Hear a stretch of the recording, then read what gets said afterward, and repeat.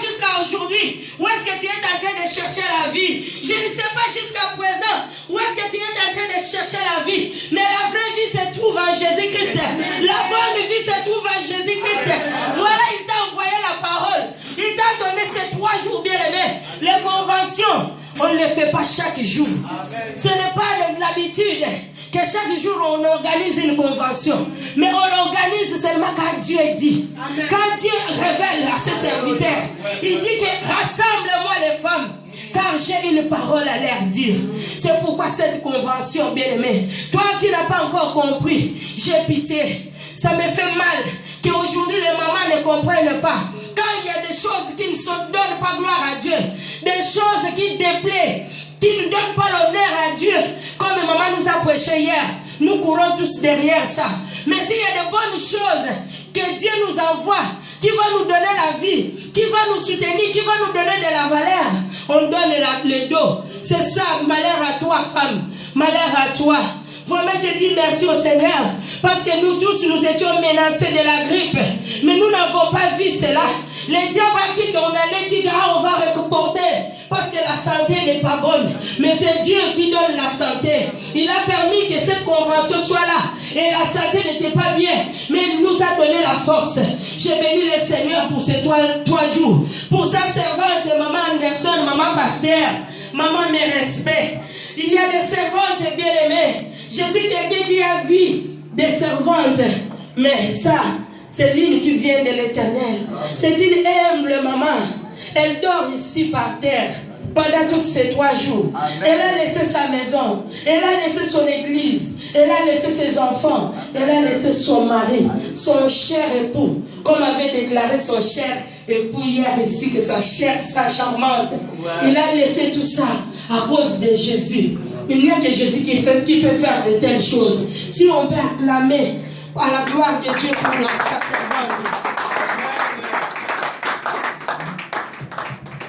Je ne peux pas aussi commencer mon message, bien-aimé, sans dire merci à mon pasteur, le pasteur bienvenu. Amen. Lui que le Seigneur a donné la révélation dans cette église de comprendre que la femme aussi, comme l'homme, a reçu l'Esprit de Dieu pour donner un message, pour dire ainsi dit l'Éternel de la part de Dieu. Il n'a pas vu que je suis une femme qui ne connaît rien. Il n'a pas vu que je suis à ses pieds. Il m'a fait cet honneur de passer devant pour vous parler, pour organiser cette convention. C'est pourquoi nous allons aussi bénir le Seigneur pour son serviteur, le pasteur bienvenu. Que le Seigneur continue à nous donner toujours des révélations concernant la femme. Et je veux qu'on acclame aussi pour nous tous qui sommes là, qui ont soutenu cette convention dans la prière, par votre finance, par tout autre moyen, que le Seigneur soit loué. Je ne peux pas oublier maman Angélique et son mari, qui sont là depuis le début de cette convention. Hier, ils étaient là avec leurs enfants fatigués. J'avais eu compassion pour eux, mais ils ont compris que ce n'est pas à l'homme, c'est pour leur Dieu. Ils ont compris quel est le Dieu qu'ils sont en train de servir. Ils ne sont pas regardés nous, mais ils ont regardé Jésus. Que le Seigneur vous rend au centuple, maman et papa, au nom de Jésus-Christ. Merci, merci à vous tous. Nous continuons aujourd'hui, c'est notre 3e jour et dernier jour de convention, bien-aimés. Depuis ces 3 jours qu'on était ici avec maman Pasteur Anderson, moi j'étais vraiment bénie, bien-aimée. Jusqu'à présent, je suis bénie. Je suis bénie de la parole qui est sortie du Seigneur. Des révélations comme est-ce que Dieu lui-même a utilisé sa servante. On était avec elle depuis la semaine passée à la retraite. Elle est là, en train de nous nourrir, bien-aimée. Moi, je suis bénie. Je ne sais pas toi de ton côté, si tu es aussi bénie. Mais moi, je suis là aujourd'hui, je vais seulement épingler avec le même thème que le Seigneur nous a donné sur une femme qui s'élève pour la bonne cause. Et puis, maman viendra pour clôturer notre convention. Amen. Hein? Amen. Moi, sur notre thème, je vais parler de la femme qui s'élève pour la bonne cause. Mais je vais parler d'une femme qui reçoit la révélation et une femme déterminée. Donc une femme, quand il s'élève pour la bonne cause, avant qu'il s'élève, cette femme-là doit recevoir une révélation de la part de Dieu. Et elle va aller à la détermination, elle doit être déterminée jusqu'au bout de la révélation que le Seigneur lui a donnée. Amen. C'est pourquoi nous allons tous sans plus tarder prendre nos Bibles dans le livre de Marc 5. Marc 5, le verset 25 jusqu'à 34. Nous connaissons tous l'histoire de cette femme. Marc 5. La parole du Seigneur. Amen. Elle avait beaucoup souffert entre les mains de plusieurs médecins. Elle avait dépensé tout ce qu'elle possédait et elle n'avait éprouvé aucun soulagement. Mais était allée plutôt en empirant. Ayant entendu parler de Jésus, elle vint dans la foule par derrière et toucha son vêtement. Car elle disait, si je puis seulement toucher ses vêtements, je serai guérie. Au même instant, la perte de sang s'arrêta et elle sentit dans son corps qu'elle était guérie de son mal. Jésus connut aussitôt en lui-même qu'une force était sortie de lui et, se retournant au milieu de la foule, il dit, qui a touché mes vêtements? Ses disciples lui dirent, tu vois la foule qui te presse et tu dis, qui m'a touché? Et il regardait autour de lui pour voir celle qui avait fait cela. La femme, effrayée et tremblante, sachant ce qui s'était passé en elle, vint se jeter à ses pieds et lui dit toute la vérité. Mais Jésus lui dit, ma fille, ta foi t'a sauvée. Va en paix et sois guérie de ton mal. Amen. Amen. Ma sœur, que le Seigneur te bénisse. Bien aimé, ici nous connaissons tous l'histoire de cette femme qui a souffert de l'hémorragie des sangs pendant 12 ans. La Bible dit au verset 25, la Bible nous dit que, au verset 26, pardon, elle avait beaucoup souffert entre les mains de plusieurs médecins. Bien aimé, quand on a un problème, soit on est malade, quand on se rend à l'hôpital pour aller chercher la consultation des médecins, on va avec l'espérance d'être guéri. Mais ici, la Bible souligne que cette femme avait souffert entre les mains des médecins. Bien aimé, je ne sais pas aujourd'hui, toi et moi, si tu es en train de souffrir entre les mains de qui? Parce que la femme changeait de médecin à médecin, d'hôpital à hôpital. Aujourd'hui, toi aussi, je ne sais pas ta situation. Tu es en train de changer de personne. Tu es en train peut-être de changer de mari. Tu es en train peut-être de changer de maison. Tu es en train peut-être de changer de femme. Tu es en train peut-être de changer de solution. Croyez que tu vas te trouver soulagé à ce qui te dérange. Mais cette femme avait souffert pendant 12 ans dans sa maladie. La Bible déclare que tout ce qu'elle avait, elle avait dépensé pour chercher la solution, pour trouver la paix. Bien aimé, quand on est dans un problème qui te tourmente, tu ne vas pas dormir.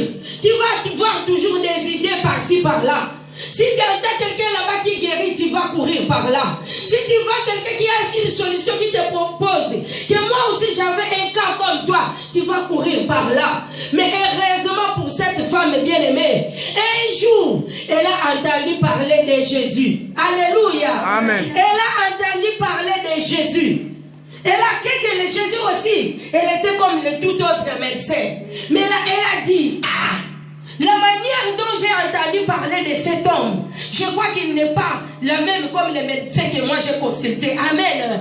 C'est ça, c'est là où la femme ici a trouvé la révélation. Avant que cette femme allait trouver Jésus-Christ, cette femme, la Bible dit qu'elle est rentrée d'abord à elle-même. Bien aimée, toi, une femme qui se lève pour la bonne cause, s'il y a un problème qui te dérange, s'il y a des soucis dans ta famille, dans ta maison, dans ta vie, avant de faire quoi que ce soit, bien aimé, tu dois d'abord rentrer en toi-même. Dis que Seigneur, révèle-moi, papa. Parce que la révélation, on nous dit que ce sont des choses cachées qu'on va te révéler. Que des choses que tu ne connais pas. Mais toi et moi, on fait des choses sans révélation, bien-aimée. Voilà pourquoi nous échouons. Cette femme avait souffert entre les mains des médecins parce qu'elle n'était pas révélée. Elle croyait que sa guérison se trouvait entre les mains des médecins. Comme toi et moi, peut-être aujourd'hui, on est en train d'espérer que pour mon problème, peut-être la solution, c'est mon avocat. C'est pour mon problème, peut-être la solution, c'est mon mari. Pour mon problème, peut-être les parents. Mais heureusement, bien aimé, pour cette femme, un jour, elle a entendu parler de Jésus. Je ne sais pas, toi et moi, qu'est-ce que nous entendons parler. Alléluia. Je ne sais pas jusqu'à présent, qu'est-ce que tu entends parler. Tu entends parler des critiques des pasteurs. Tu entends parler des problèmes des autres. Tu restes là, tu prends ton téléphone. Tu connais celui-là. Tu sais ce qui lui est arrivé dans son foyer. Son mari l'a fui. Tu connais cet homme-là. Il a perdu tout ce qu'il avait. Tu t'intéresses toujours aux choses des autres, aux problèmes des autres, en oubliant, en ignorant que toi-même peut-être tu as des sérieux problèmes, que tu dois chercher une révélation. Tu dois chercher que Dieu puisse te révéler. Qu'est-ce que tu dois faire pour ton problème. Cette femme, elle avait entendu parler de Jésus. Quand elle a entendu parler de Jésus bien-aimé, elle n'avait pas entendu comme toute autre histoire. Il n'a pas entendu comme toute autre histoire. Peut-être que toi et moi, comme nous sommes déjà là depuis 3 jours, tu entends parler, la servante de Dieu parler ici. Tu crois qu'elle est en train de raconter des histoires. Tu crois qu'elle est en train de venir passer le temps parce qu'il ne lui manque rien, parce qu'on l'a invité. Peut-être les chantres qui sont invités là, ils disent que non, moi je suis venu seulement parce qu'on m'a invité. Je suis venu seulement jouer l'instrument. Je suis venu seulement chanter. Oh, Jésus-Christ est là. Il veut que toi aussi tu puisses le consulter. Il veut que toi aussi tu puisses rentrer en toi-même pour les problèmes que tu as, bien-aimé. Si tu peux dire que moi je suis bien, mais dans ta famille il y a des problèmes. Dans ton quartier il y a des problèmes. Dans les pays origines, là où nous venons, bien-aimé, il y a des problèmes. Ça peut être aussi un souci pour toi. Parce que quand une femme s'élève, il ne s'élève pas seulement pour lui-même. Une femme quand il s'élève pour la bonne cause. Comme l'exemple nous avons donné de Esther. Esther s'est levée pour la bonne cause de sa nation. Mais toi et moi, bien-aimés, nous sommes en train d'être distraits. C'est le moment, femme, que tu puisses t'élever pour des problèmes qui te dérangent, pour des problèmes, pour des soucis, pour les soucis de ta maison, de ton foyer, de ton mari. À qui est-ce que tu es en train de passer le temps? Chez les amis. Peut-être les amis, ils ont une bonne vie que toi. Mais toi, tu es en train de passer le temps. Comme cette femme passait le temps entre les mains des médecins. Bien aimé, il n'y a plus de temps à perdre. C'est le temps de se lever, d'entendre qu'on nous puisse parler de Jésus. Et que tu puisses écouter parler de Jésus, pas de toute manière. Parce que quand cette femme avait entendu parler de Jésus, elle a pris une décision. Il a pris une décision, elle est entrée en moi-même. De la manière que j'ai entendu parler de cet homme, on me dit que cet homme il guérit des gens. On me dit qu'il délivre les esprits mauvais. On me dit qu'il restaure les âmes. On me dit que cet homme il donne la paix. Mais moi, je ne vais pas aller comme toute autre femme. Je ne vais pas me présenter n'importe comment devant cette femme. Donne-moi la révélation. Comment est-ce que je vais me présenter devant cet homme que j'ai entendu parler? Bien aimé, cette femme a dit, moi, tout le monde va par devant, mais moi je vais aller par derrière. Parce que cette femme était humiliée, bien aimée. Tout le monde de son village connaissait cette femme. Cette femme était humiliée. Elle avait quoi? La honte sur son visage. Elle ne pouvait pas marcher comme ça, la tête haute. Parce que tout le monde la connaissait. Quand il y a l'hémorragie de sang, nous les femmes, tu ne peux pas avoir des enfants. Quel mari qui va te marier? Cette femme, elle était dans l'humiliation. Elle était dans la célibat condamnée. Elle était dans la solitude. Tout le monde l'avait abandonnée. Comme elle n'avait plus d'argent. Parce que tout ce qu'elle avait, tout ce qu'elle possédait, elle avait dépensé. Elle est restée main vide. Qui pouvait venir chez elle? Elle était restée toute seule, abandonnée par elle-même, avec son problème, avec des soucis. Mais cette femme n'avait pas croisé les bras. Elle a dit que malgré ce problème a duré longtemps, je ne vais pas continuer.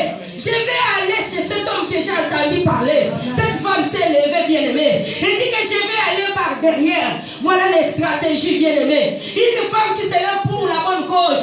Tu vas chercher la révélation. C'est là où se trouve la révélation de cette femme. Elle dit que même tout le monde va par devant pour aller demander la miséricorde, pour aller demander l'aide de cet homme. Mais moi, comme je ne suis pas digne, comme tout le monde me connaisse, comme tout le monde m'a rejeté, comme tout le monde m'a abandonné, moi je vais aller par derrière pour que les gens ne m'empêchent pas. Moi je vais aller par derrière pour que les gens ne me repoussent pas.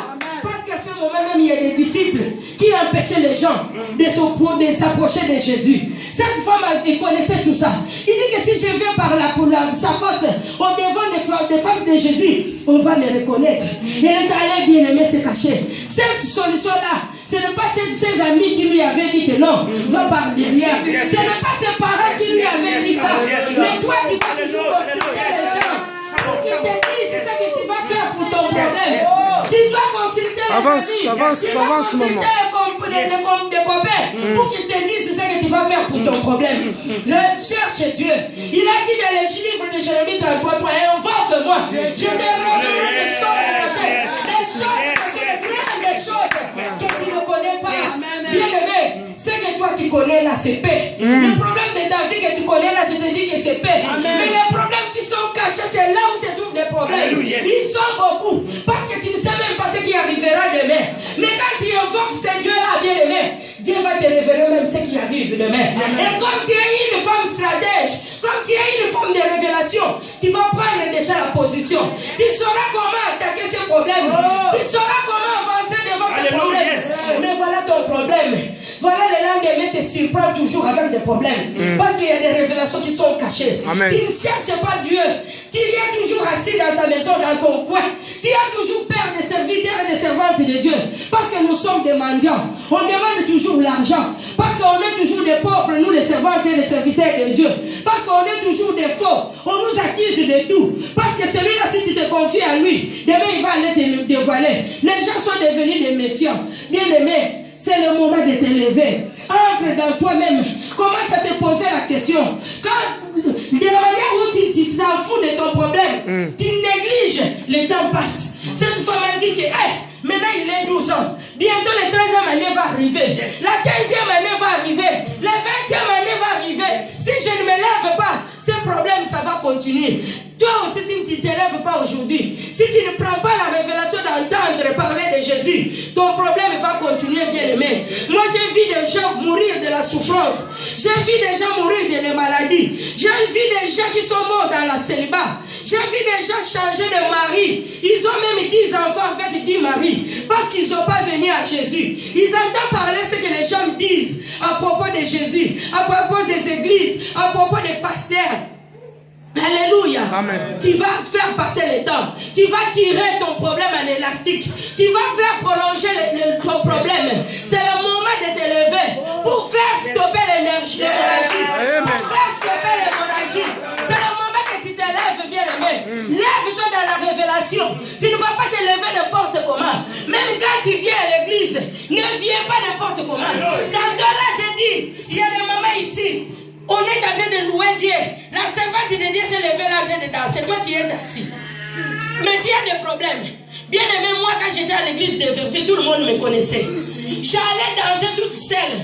On se moquait même de moi, on me calmonnait. Parce que je connaissais ces dieux-là. Et quand je partais danser, je dansais dans la révélation. Je ne dansais pas pour danser. Quand j'ai vu ma sœur Angélique danser, j'ai dit, cette femme, elle connaît le Dieu qu'elle sert. C'est une servante de Dieu. C'est une femme qui se lève pour la bonne cause. Quand tu connais ces dieux-là, on ne va pas te montrer comment tu vas les servir. On ne va pas te montrer comment tu vas les toucher. Amen. Cette femme a touché Jésus par son vêtement. Mais toi, aujourd'hui, tu peux toucher Jésus par ton offrande même. Oh, tu peux toucher Jésus par ta façon de chanter. Alléluia. Tu peux toucher Jésus par ta façon de les servir. Tu peux toucher Jésus n'importe comment par la révélation. Ne le fais pas, tu ne dis pas que ce sont mes pensées. Ne regarde pas, j'ai honte. De la manière que je suis habillée. Bien aimé, tes habits là, c'est rien. Le jour que tu vas mourir, donc ça va rester. Ne te vois pas que tu es costaud. Tu vas mourir comme ça. Bien aimé, j'ai vu des chefs, des généraux, des femmes de généraux faire des chikwang. Si toi on te raconte parce que moi j'étais dans l'époque de Mobutu. J'avais des amis, des femmes de généraux qui sont en train de recommencer de faire des chikwang parce qu'ils ne connaissaient pas Jésus. Bah, moi quand ce gouvernement-là était tombé, Dieu m'avait révélé, va vendre au marché. Comme nous étions déjà de Mobutu, va vendre au marché. J'ai pris ma petite table, j'ai mis ça sur le chemin. C'est là où Dieu est venu me bénir, bien aimé.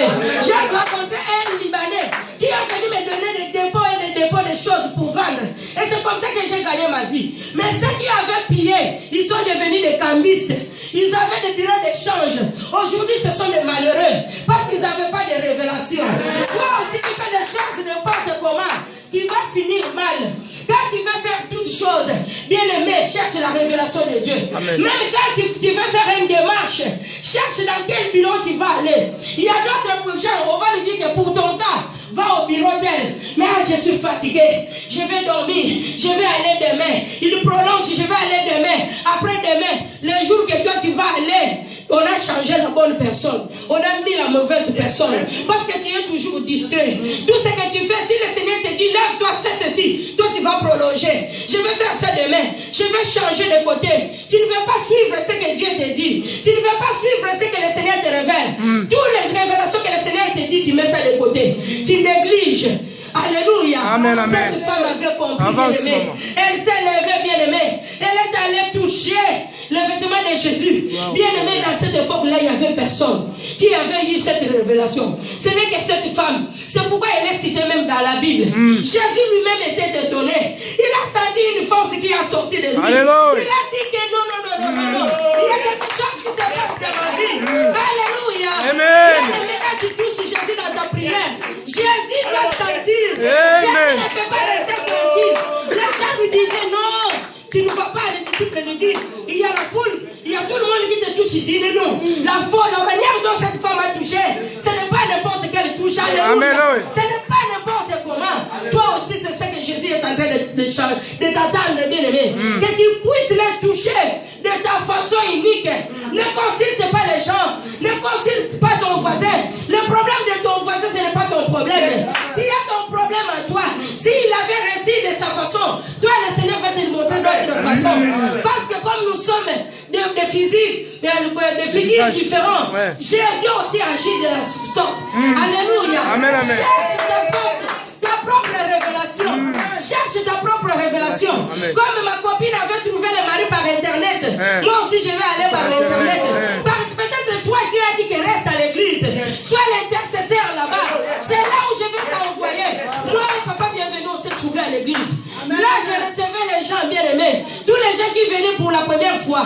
Tous mes amis fouillaient l'église. Parce qu'à l'église il y avait des problèmes. Moi j'ai dit, moi je ne peux pas fuir. Parce que je suis la fille de Jésus que c'est. Comme c'est Jésus par révélation qui m'a dit d'être dans cette église. Je mourrai dans cette église. À moins que lui-même Dieu me parlait de quitter. C'est là où j'ai rencontré mon mari. Je ne sais pas toi. Pour ton problème, quelle stratégie tu es en train de faire? Quelle révélation que tu as reçue de la part de Dieu? Dieu t'a révélé beaucoup de choses pour ton problème, mais jusque-là tu dors encore. Jusque-là tu négliges. Tu crois que ce sont tes propres pensées. Ce ne sont pas tes pensées. Quand Dieu te parle, il va te confirmer.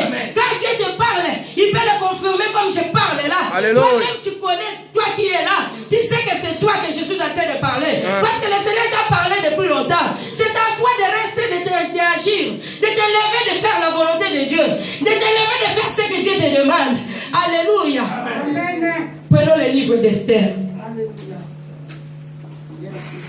Esther 4. Oh, Seigneur. Les versets 15 à 16.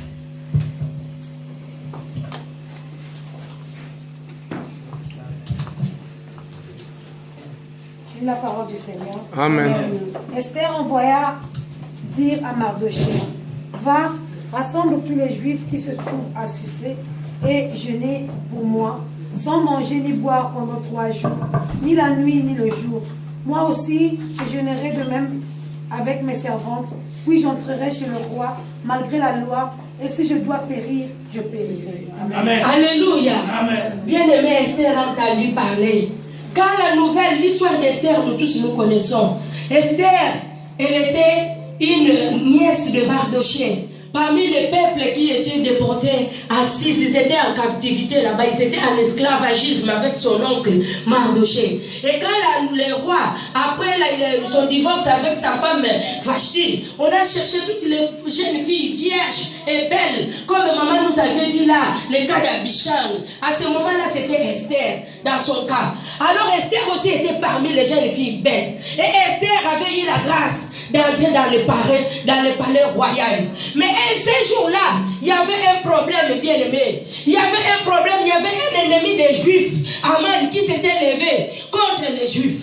Alors Mardoché a pris le problème au sérieux. Il a dit à Esther, Esther, regarde, d'abord on est venu annoncer à Esther, il y a ton oncle Mardoché là-bas qui a déchiré tous les habits. Il s'est habillé en sac. Esther avait eu peur. Il a dit que non, c'est défendu d'après la loi. Mardoché, tu ne peux pas te présenter dans les palais royaux avec un sac. Prenez les habits, allez donner à mon oncle Mardoché. Mardoché avait répondu à Esther, si toi tu ne comprends pas ce qui est arrivé aujourd'hui, tout Dieu va faire de la sorte de sauver son peuple. Mais toi, Esther, avec ta maison, avec la maison de ton père, vous périrez. La Bible déclare qu'Esther avait eu peur. Je crois que devant tout problème bien aimé qui nous arrive, ça peut nous amener la panique, ça peut nous amener la peur, ça peut nous amener la crainte.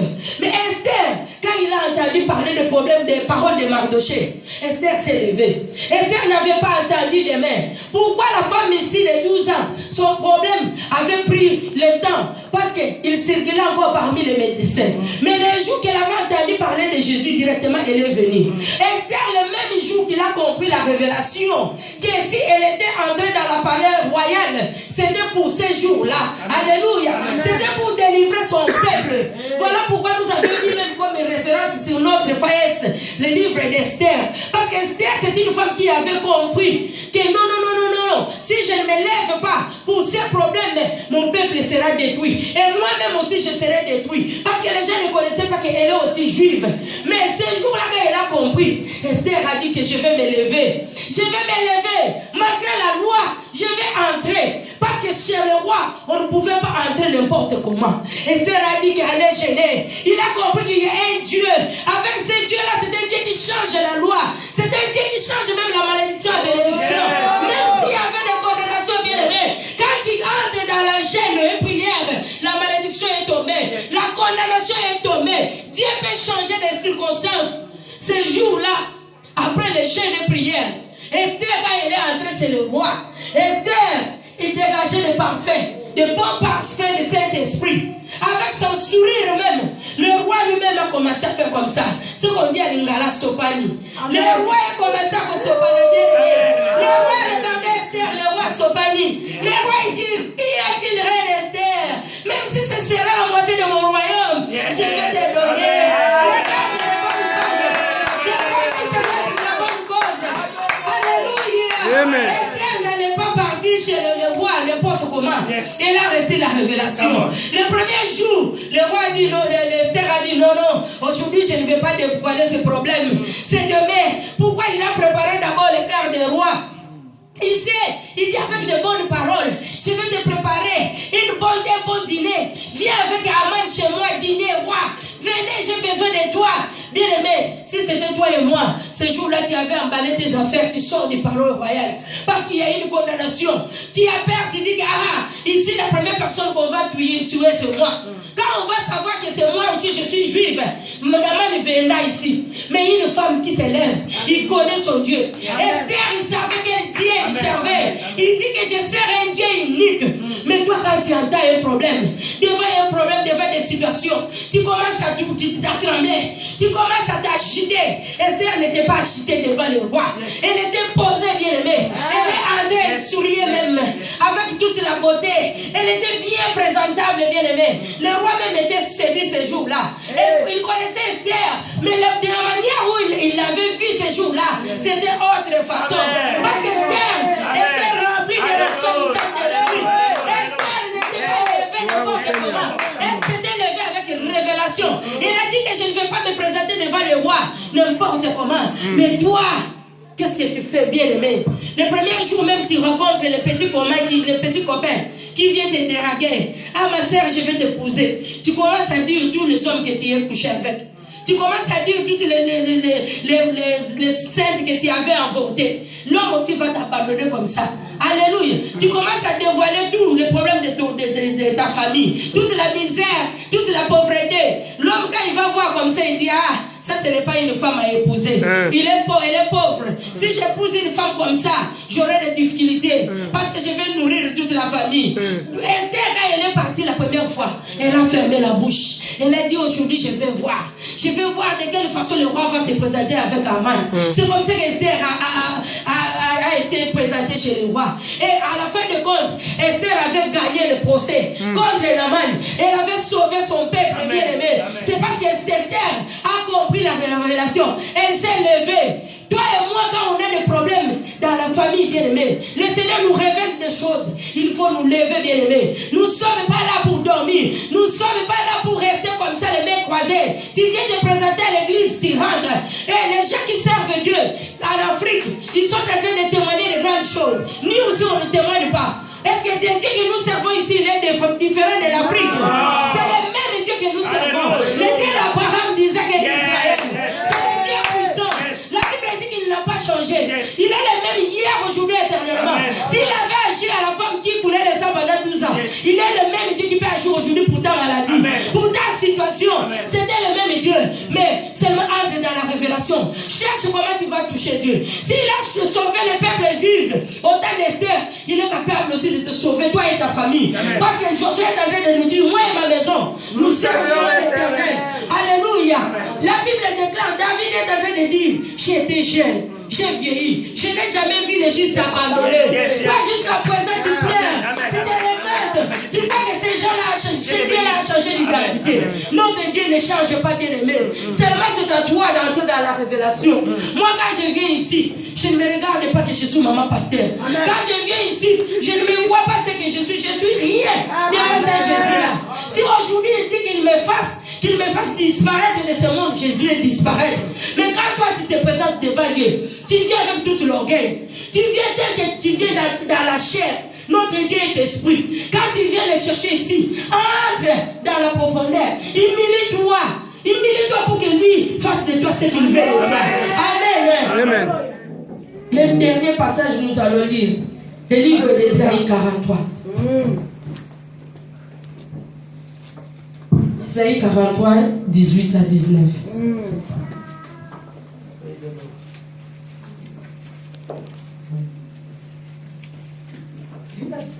Oui. La parole du Seigneur. Amen. Ne pensez plus aux événements passés et ne considérez plus ce qui est ancien. Voici, je veux faire une chose nouvelle sur le point d'arriver. Ne la connaîtrez-vous pas? Je mettrai un chemin dans le désert et des fleuves dans la solitude. Amen. Alléluia. Amen. Acclamons la parole du Seigneur. Acclamons la parole du Seigneur. Alléluia. Est-ce que c'est maman Titi qui est en train de parler ici? Non. C'est passé bienvenue. Ah, peut-être que c'est maman Nelson. Alléluia. Ici, c'est la parole de Dieu bien-aimé. C'est la parole vivante. Qu'est-ce que la Bible nous dit? Disons tous les premiers versets. Crions tout fort, plus fort. Ne pensez plus aux événements passés et ne considérez plus ce qui est ancien. Alléluia. La Bible te dit tout ce qui est passé, la situation que tu as vécue avant, ce qui était l'année 2013. Oublie ça. Amen. Les maris qui t'ont déçu, tu vas les oublier. Amen. Les situations difficiles que tu as traversées, tu vas oublier ça. Amen. Si tu veux être une femme de révélation, amen, si tu veux toucher Jésus-Christ, la femme ici, de perte de sang, elle avait oublié la déception qu'elle avait reçue auprès des médecins. Elle avait dit, ah non,